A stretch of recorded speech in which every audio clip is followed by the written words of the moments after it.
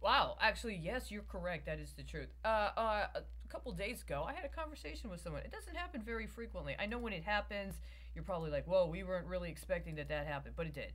And one of the things that I mentioned was seeing this report about commentary concerning possible problems with wells that had frack water in them from the Permian Basin, as well as other problems that were ongoing in the Permian Basin that should have been the number one priority right now.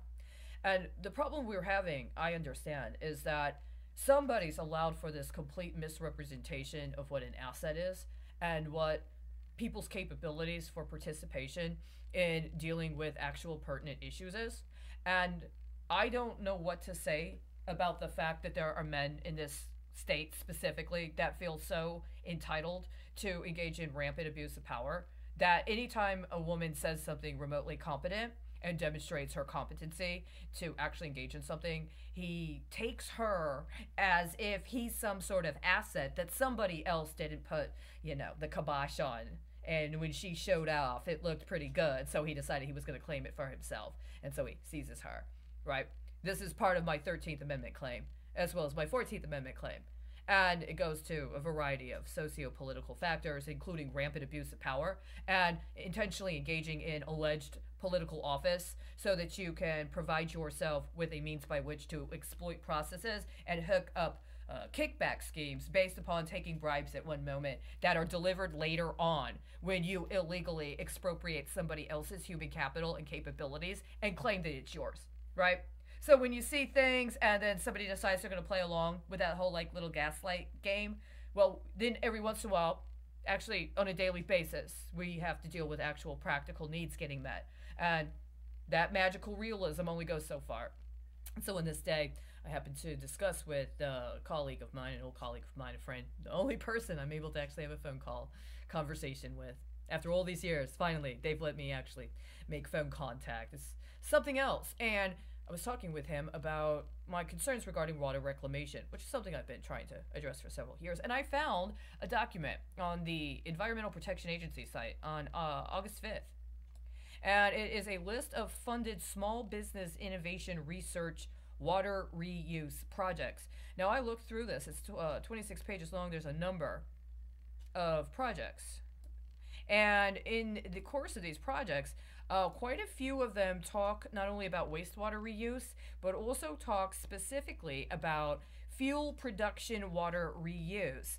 These programs, these small business programs, go back a considerable amount of time. This document's from December 2019, but it goes all the way back to 2006. And I looked through this and I did a cross-referencing with some of the companies. It seems that some of these companies started attempting to acquire small business assistance to do water reclamation projects at certain points in time.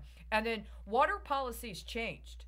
And unfortunately, I think that there has been an overemphasis on using water policy and water quality projects in so many derivative processes that somehow there was an allowance for some suspension of disbelief that not actually engaging with practical matters related to water quality and water safety and actually having people held accountable for their actual consumption, including pollution, because somebody leverage that doing things like intentionally polluting water or intentionally using water as a derivative for something else, including water bonds or contracts connected to repairs on facilities involving the water system, created and provided some other kind of economy that may not actually deliver tangibles, but allows for processes whereby intangibles can be allowed to be registered as some sort of monetary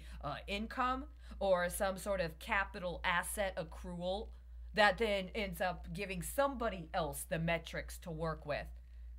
And what we got to deal with is actual practical water. Actually, how literally are we going to deal with water that has chemicals in it?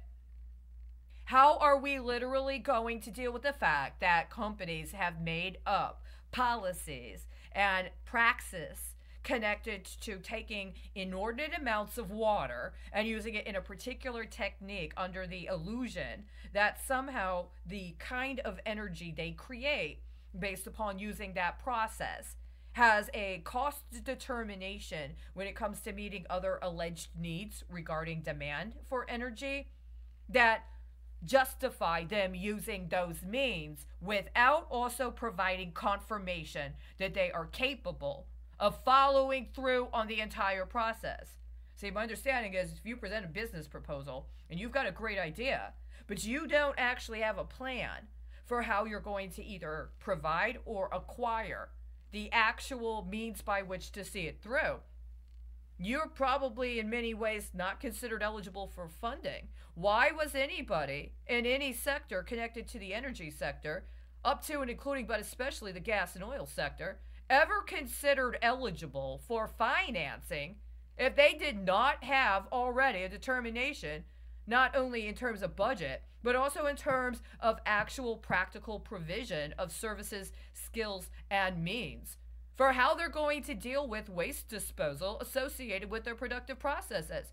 There was a several-year period and several congressional cycles period during the 1980s when the gas and oil sector specifically was given substantial subsidies by the government specifically to work on renewable energy production. Now, the actual documents about that process, the time frames during which those were actively engaged, had a expiration date. When the deadline for those subsidies and being issued expired, the members of the gas and oil sector said, well, we didn't have the ability to do what we said we were going to do, so we're going to need more subsidies. Did the federal government ever stop subsidizing the gas and oil sector since the mid-1980s in presumably making a transition to renewable energy? I'm only 44 years old. I've gone through two intensive periods in my life where presumably the gas and oil sector was in a process of transitioning to renewable energy. That's not the truth. There's no justification now for any continued funding, financing, support, period, connected to the gas and oil sector until they provide practical investment confirmation regarding budgets as well as actual means for how they're going to deal with the waste they've already created, starting with the water system here in Texas. Right now, I'm looking at several projects here. If I'm not mistaken, there's more than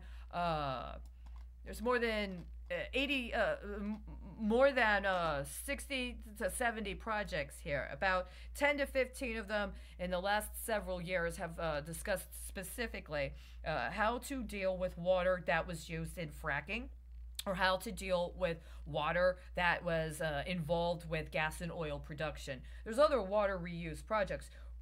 The place we could start is to follow up with each of these companies. To start, they're small businesses, but some of these have been working since 2006. What happened to their projects? How successful were they on the scale they were working at the time?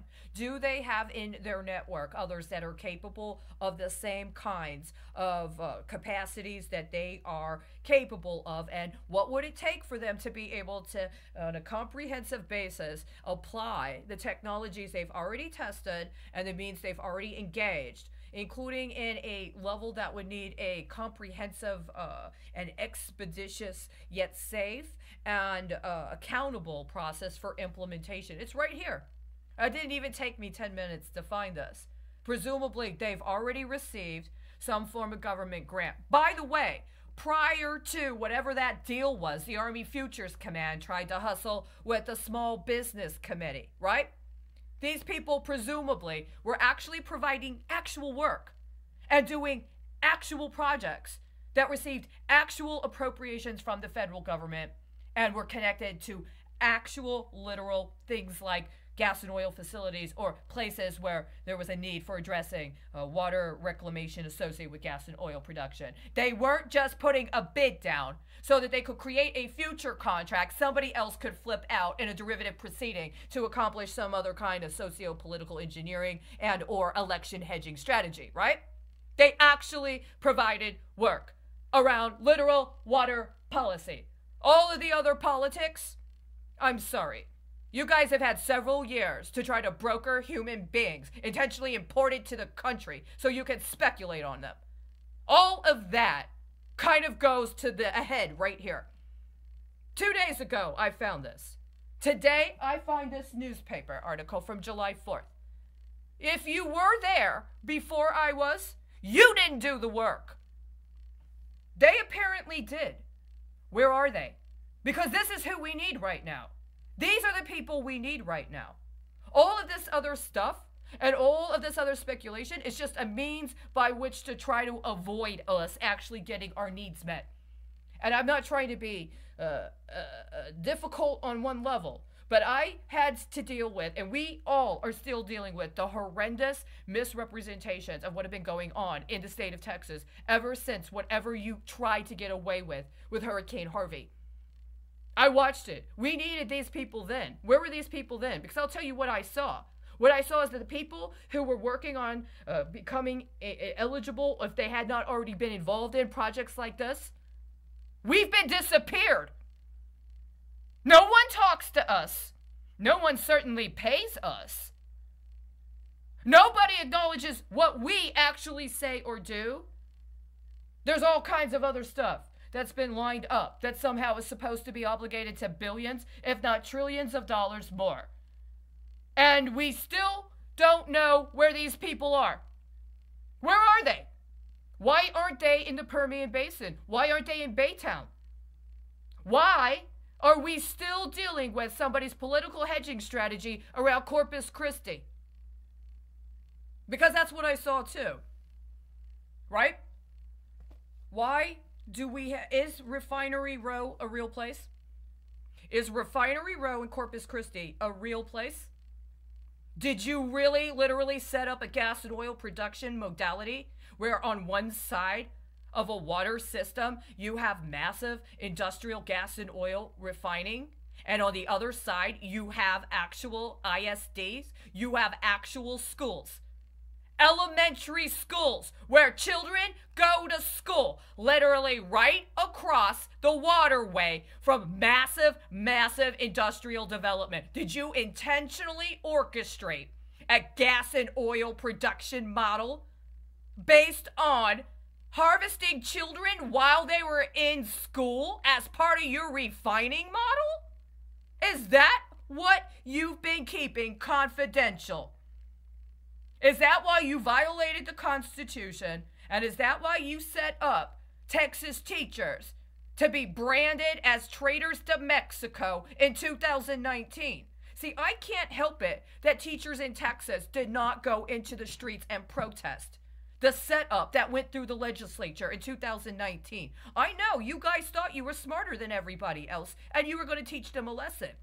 And I was furious at them as much as I was at you. But do you literally have a situation right now where the maps I just saw are accurate? Is that why you won't let me near a gas and oil facility? Is that why you wouldn't let the people I went to school with actually get jobs in what we trained for? Because you put everybody through this ritual where they have to agree to engage in completely contemptible behaviors and demonstrate their compliance with completely contemptible behaviors because you literally set up something that completely horrendous. Why was it even allowed to be open? No, it should have been shut down. When I said seize it, I didn't mean go taunt the woman and try to grab her and stress her and make her do something we can use as a transaction to cover our asses. I apologize if you have anything to do with in one of the gas and oil refining facilities I just saw on that map at Corpus Christi. I gotta be honest with you though. After what I've seen and where we're at, I don't really have an emotional or sentimental response. They should have already been shut down. If they had actually been seized on behalf of and for the benefit of the people of Texas, I am certain that actual mothers, actual teachers, actual people would have seen it. We would have gone through the books. We would not be playing around with your little joyride through downtown Austin. You would not even be allowed on site. And neither would anybody at any of those refineries. There are other jobs that need to be done. There are other people that have the capacity to hire people for those jobs if we allow for an understanding that we are not responsible for paying for people that are so arrogant that they're willing to actually try to torture us into agreeing to doing something that unconscionable. I'm sorry it took me this long. I guess I should have figured out a way to steal a car and go down to Corpus Christi and do a site visit myself. I didn't do that. But I know now. There's absolutely no excuse. That's what this game's about, and it's done. It's not a game. You had no right to do this to anybody's children, including and especially your own. You had no right to do this.